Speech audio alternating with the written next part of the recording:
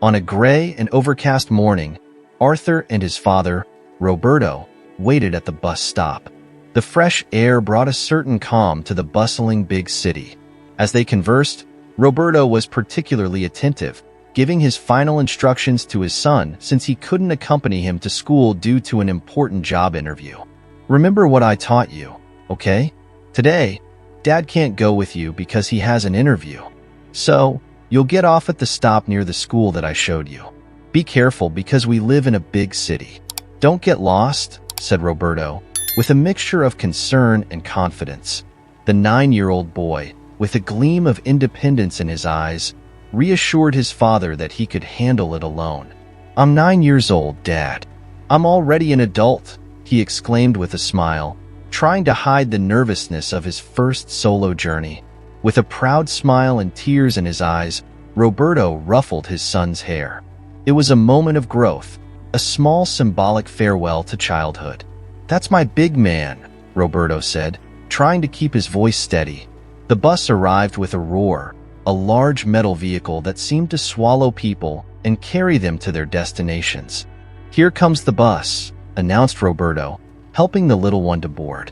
They bid each other farewell with a tight hug and promises to reunite at the end of the day.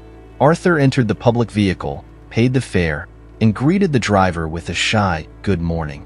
Roberto watched the bus depart, his thoughts alternating between anxiety for the interview and hope that his son would have a good day.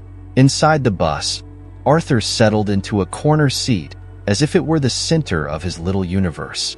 He observed the people, the streets, and the gray sky through the window, lost in his childish thoughts. The city paraded by with its colors, detours, and the murmur of conversations and engines. But what seemed like just another routine day was about to become a day of discoveries and challenges. As the bus continued its route, Arthur had no idea what surprises awaited him.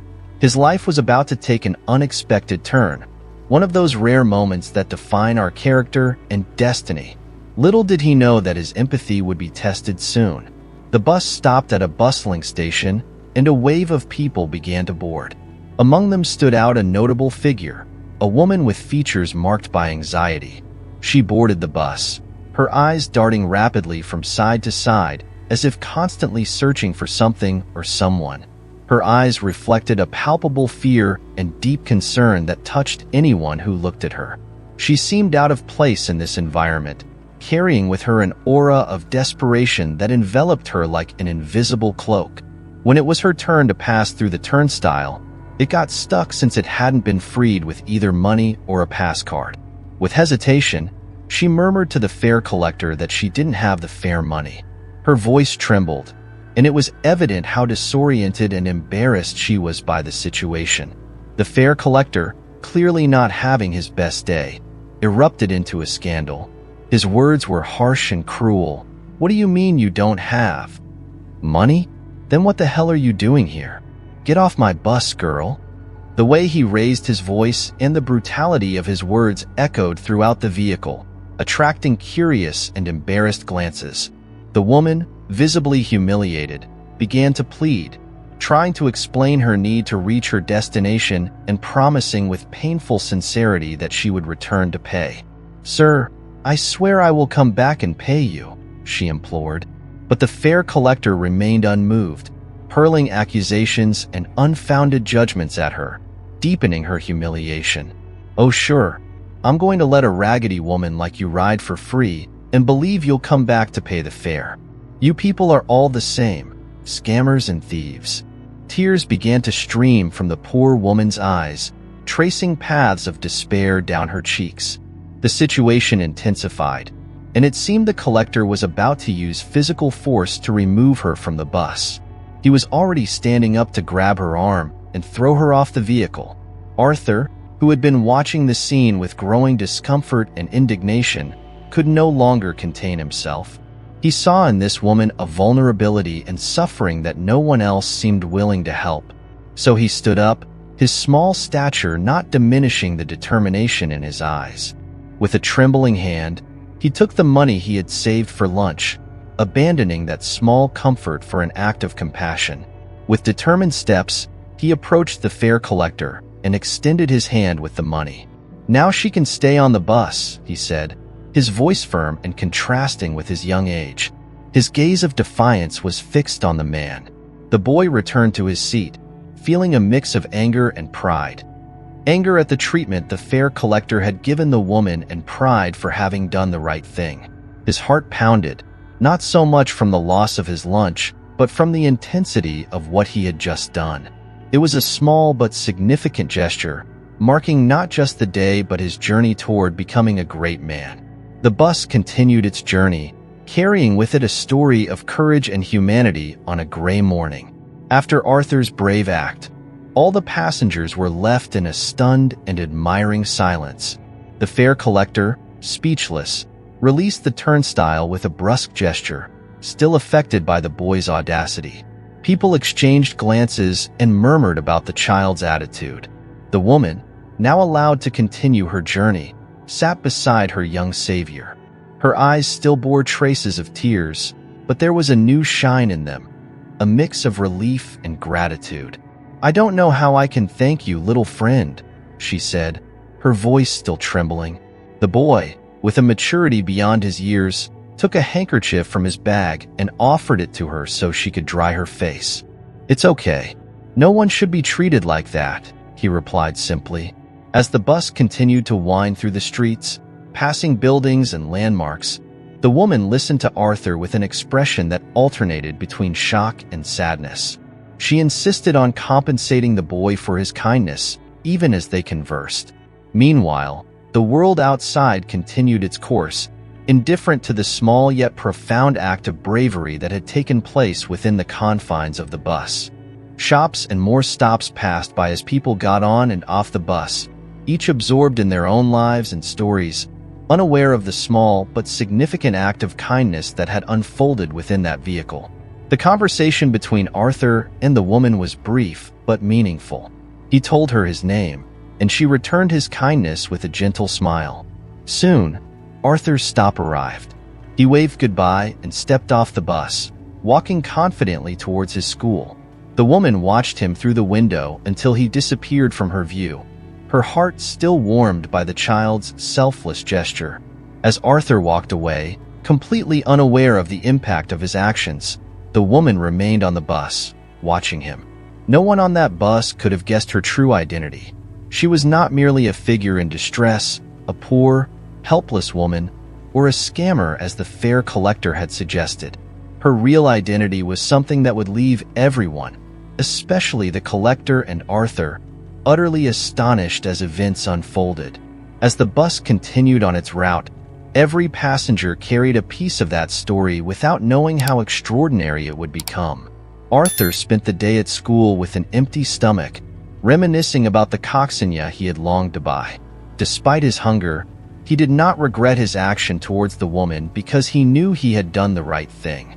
When he returned home, he shared the bus story with his father, Roberto, who listened attentively, his eyes shining with a mix of pride and emotion. "Your mother would be very proud of you if she were here," he said, his voice laden with sweetness and sorrow. Roberto hugged his son tightly, then opened his wallet and took out a 10 reis bill. "Here, son, buy your coccinelle tomorrow, and you'll have a little left for the other days," he said. Arthur leaped with joy, hugging his father with gratitude. Roberto continued, "You see, my little friend, good deeds are always rewarded," trying to maintain a light and hopeful tone, even though he knew that those 10 reis were precious money. However, neither of them had any idea of the grand reward that would come the next day. Roberto took Arthur to school the following morning. Unfortunately, he had received the news that he didn't get the delivery job because he was considered older than the other candidates, despite being only 37 years old. This left him sad and worried about how he would support his son, especially now that he needed a job more than ever after his wife's death. Roberto had been plunged into despair. His little boy was only 3 years old at the time, and the following years were marked by struggles and uncertainties. Roberto took on temporary jobs and gave up his final year of university in automation engineering to fully dedicate himself to raising Arthur. That morning, after dropping Arthur off in his classroom, Roberto went to talk to the principal about his son's financial situation. Arthur had a scholarship at the private school, but it was about to end. Without a new scholarship or a stable job, Roberto feared he wouldn't be able to keep his son in school. Meanwhile, as Arthur settled into his classroom and Roberto dealt with financial matters, an elegant Mercedes parked in front of the school. The doors opened, and an elegant figure stepped out of the car. It was the woman from the bus the previous day. The woman who stepped out of the luxurious car was the epitome of elegance and mystery. Her regal bearing and sophisticated attire drew everyone's attention. As she made her way towards the school entrance, it became clear that she was not just any woman in distress. Her true identity was about to reveal a surprising turn of events that would leave Roberto, Arthur, and everyone else completely astonished. Her presence at the school contrasted sharply with the desolate image she had presented on the bus. She approached the reception with an aura that balanced authority and gentleness, drawing looks of admiration and curiosity. When she asked about Arthur and where he lived, there was an urgency in her voice, a pressing need to connect with the boy who had shown her such unexpected kindness. The school, protective of its students, understandably hesitated, unsure why a stranger wanted to see him. But the coincidence of Roberto being there to address financial matters facilitated the encounter. "You're in luck. His father is here. Would you like me to call him?" "We can't give out student information," the receptionist said, noting the importance of the request. "Yes, please call his father." "I'll wait," the woman replied with the grace of royalty.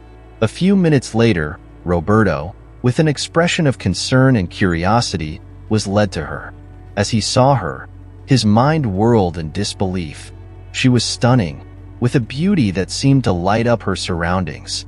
"Mr. Roberto," the receptionist announced, "this lady said your son helped her on the bus yesterday, and she wanted to speak with you both." Roberto's heart pounded not just from surprise, but from recalling Arthur's story about the poor woman on the bus. It made no sense to him. He had imagined a woman in distress, not the goddess standing before him. She introduced herself. "Hello, Roberto. My name is Mag," and began narrating her interaction with Arthur. Her words were like music to Roberto, who listened intently to each phrase, his paternal pride swelling. "He was a true gentleman, even offering me a handkerchief and paying my fare. Such a young boy with such a big heart," she affirmed, her voice laden with emotion. They stepped out of the reception area and moved to the school's garden, where the conversation flowed naturally in the serene and welcoming space. As they walked, Mag shared more about her intention to support Arthur's education and how she was moved by Roberto and his son's situation. "The receptionist spoke a bit about you both while I was waiting. It's rare to find such kindness and courage these days. Your son is truly special, and you are an incredible father for raising him this way," she said, looking into his eyes. Then, Mag made the offer that would change their lives. "I would like to pay for all the remaining years of your son's education at this institution. It's a small way to repay the great kindness he showed me." Roberto was speechless. His mind struggled to process the generosity and the profound impact it would have on his and Arthur's future. He tried to decline the offer, overwhelmed by surprise. "No, I can't accept this. It's too much," he said, but Mag insisted, her determination evident in every word. "Please, Roberto, I insist. You both deserve this," she said, overcome with emotion and gratitude. Roberto finally relented. Tears began to stream down his face as he sank to his knees on the garden lawn. "Thank you," he murmured repeatedly, each word heavy with heartfelt appreciation. It was a sigh of relief and joy amid that garden, among the flowers and under the open sky. A simple act of kindness from a child had sparked a wave of generosity and hope that would transform their lives forever. The two sat on a bench under the shade of a tree, the tranquil atmosphere of the school enveloping them in a comforting calm. The woman began to share her story, and each word revealed a reality more extraordinary than any fiction. Mag Rifter was the daughter of a luxury automotive magnate, August Rifter. In the early hours of the previous morning, just before dawn, she had been the victim of a kidnapping attempt. She described how, through sheer luck and determination, she managed to escape from the car in which she was captured, running desperately through the city, far from her captors but still fearing they would find her amidst the waking city's bustle. She boarded the first bus she saw, without money or belongings. The anguish and fear were palpable in her voice as she recounted the desperation of that moment. Roberto listened to every word, forming a clearer picture of the woman before him. When Arthur helped her, she had mentally noted the location of the school, determined to find a way to repay his kindness. After getting off the bus, a generous passerby helped her call her father, who rescued her immediately. The kidnappers were later apprehended, thanks to the city's security cameras, and she was now safe from danger. Her story left Roberto astounded and full of admiration. Fate had woven a complex and unexpected web, deeply connecting his son's life with that of this remarkable woman. As they conversed, Arthur came out for recess and spotted his father and Mag. His face lit up with surprise and joy upon seeing her. "Hey, you're the lady from the bus yesterday," he exclaimed. After hearing the full story, Arthur was in shock, unable to believe the impact his actions had generated. She invited them to a cafe, promising Arthur the long-awaited coxinia. Arthur jumped with joy, and she laughed, delighted by his innocence and happiness. Over time, a genuine friendship blossomed between them. Mag began to visit them frequently, bringing a new sense of family and joy into Arthur and Roberto's lives. When she discovered that Roberto had interrupted his studies in automotive engineering, she spoke to her father, the magnate, who offered Roberto the opportunity to complete his studies and become an engineer at their luxury car company. The lives of Roberto and his son changed drastically in ways they could never have imagined. What began as an act of kindness on a bus led to a complete transformation in their lives. As the months passed, Roberto and Mag fell in love, and Arthur gained the mother he had always wished for. Together, they formed a family united not only by love, but also by the recognition that kindness and compassion can have unimaginable effects. Their story was proof that a simple act of kindness can create waves of change, touching hearts and transforming destinies.